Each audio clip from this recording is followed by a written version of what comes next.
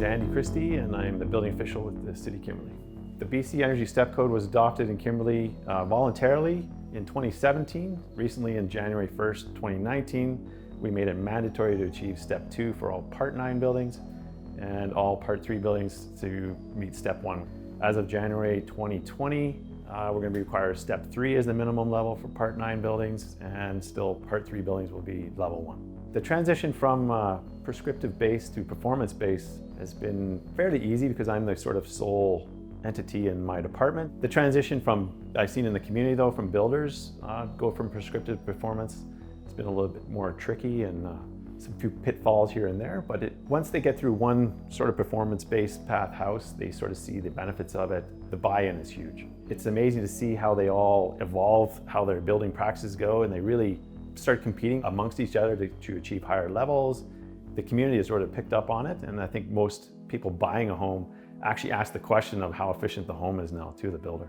The home is required to have an energy label, basically primary for resale value, and it's great for keeping a sort of a inventory of the housing market in Kimberley and how efficient we are. The energy targets the builders in Kimberley are reaching these days vary from anything from a Step 2 home, which is the minimum requirement, to we've seen Step 5 homes. On average, we're hitting Step 3 for 2017, and on average, we're hitting Step 3 for 2018. We're hoping to see the same for 2019. Actually, I'm seeing a lot more Step 4 houses, so we may push the average to a higher Step 3 kind of threshold.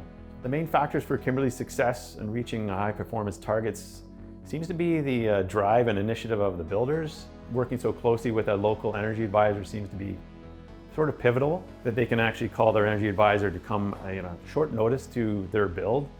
And mid-construction air tightness testing seems to be really enhancing how the builders are gauging their build throughout the build, as opposed to just a final energy report and air tightness test at the completion of the home. There's not a lot of avenue to correct the air tightness or improve the air efficiency once the home is built.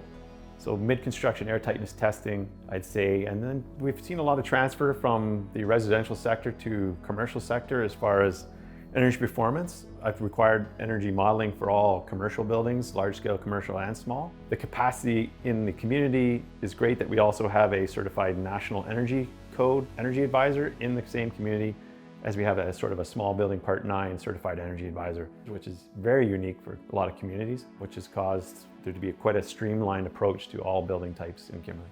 My advice to other communities going through the performance pathway approach would be to start slowly, start with initiatives and cost incentive programs to get the program underway, to get some more general buy-in. Voluntary programs without any monetary incentive is going to be a difficult pathway.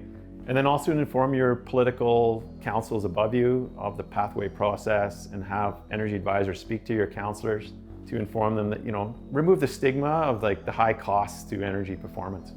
And then just educating your building suppliers. Basically the whole community needs a holistic approach of this education.